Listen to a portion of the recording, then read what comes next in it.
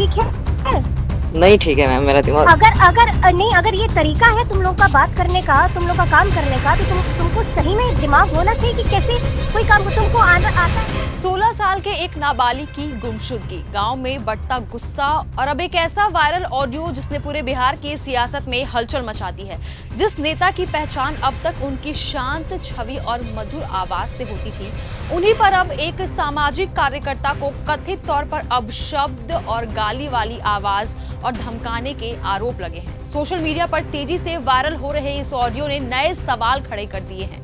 हालांकि इस viral audio की स्वतंत्र रूप से पुष्टि नहीं हुई है। जानेंगे पूरी खबर।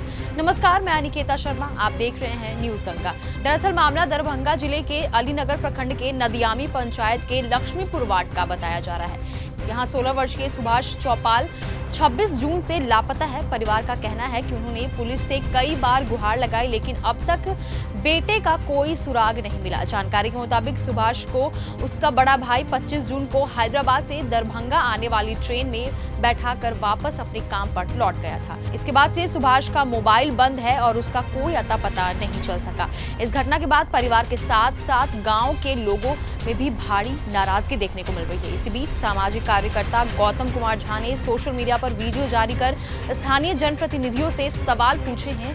आखिर इतने दिन बीत जाने के बाद भी लापता किशोर को खोजने के लिए क्या कार्रवाई हुई है अब तक? इसके बाद एक कथित ऑडियो सामने आया है, जिससे सोशल मीडिया पर विधायक मैथिली ठाकुर और गौतम झा के बीच की बातचीत बताई जा रही है। इस ऑडियो में एक महिला की आवाज बेहद गुस्से में सुनाई देती है और बातचीत के दौरान कई आपत्तिजनक शब्द भी सुनाई देते हैं और ये आवाज मैथिली ठाकुर की बताई जा रही है। गौतम झा का आरोप है कि उन्हें फोन पर धमकाया गया और अपमानजनक भाषा का इस्तेमाल भी किया गया। फिलहाल इस वायरल ऑडियो की आधिकारिक पुष्टि नहीं हुई है और न ही विधायक मैथिली ठाकुर की ओर से इस मामले पर कोई सार्वजनिक प्रतिक्रिया सामने आई है। क्या मतलब कोई तरीका है? आपको जब मालूम है कि जो काम मेरे कार्य क्षेत्र में है, मैं उसको लेके कितनी प्रबल तरीके से मैं दिन भर घूम रही थी कल। बिल्कुल बिल्कुल ठीक है? नहीं ठीक है मैम, मेरा दिमाग अगर ये तरीका है तुम लोग का बात करने का, तुम लोग का काम करने का, तो तुमको सही में दिमाग होना चाहिए कि कैसे कोई काम तुमको आता है बस किसी गरीब इंसान के साथ खेल करने, उनके फीलिंग्स के साथ। आप क्या कर रहे हैं? भगवान माफ करेगा तुमको। आप क्या कर रहे हैं अभी? तुमको करेगा भगवान माफ। आप क्या कर रहे हैं अभी? किसी की संवेदनाओं के साथ खेलते हो तुम, बदतमीज आदमी। क्या आप क्या कर रहे हैं अभी? ये गरीब के संवेदनाओं के साथ खेलते हो, उनका मजाक उड़ाते हो तुम। क्या मजाक उड़ाते हैं? क्या बताइए हमको। तुमको कभी दुखी लगेगा भगवान? क्या बताइए। अगर ऐसा काम किए ना, और अगर किसी के द्वारा मुझे पता चला, क्या कर रहे हैं बताओ ना, आप बताओ ना हमको क्या कर रहे हैं। किसी की मदद करने के लिए सामने आना चाहिए, तो नहीं उनके साथ आओ, तुम उनके साथ उनके फीलिंग्स के साथ। आपको पता है वो कौन है? चलो मदद मत तुम, ये पागल आदमी। आपको पता है वो कौन है? मदद करने के लिए जाओ, फीलिंग्स के साथ खेलने के लिए नहीं, पागल बुर्बक कहीं का। आपको पता है वो कौन है? दिन भर हम सुबह से लेकर रात तक, और तुम जैसा आदमी खच्चर। ए मैडम, लैंग्वेज कंट्रोल करके बात कीजिए आप, ठीक है?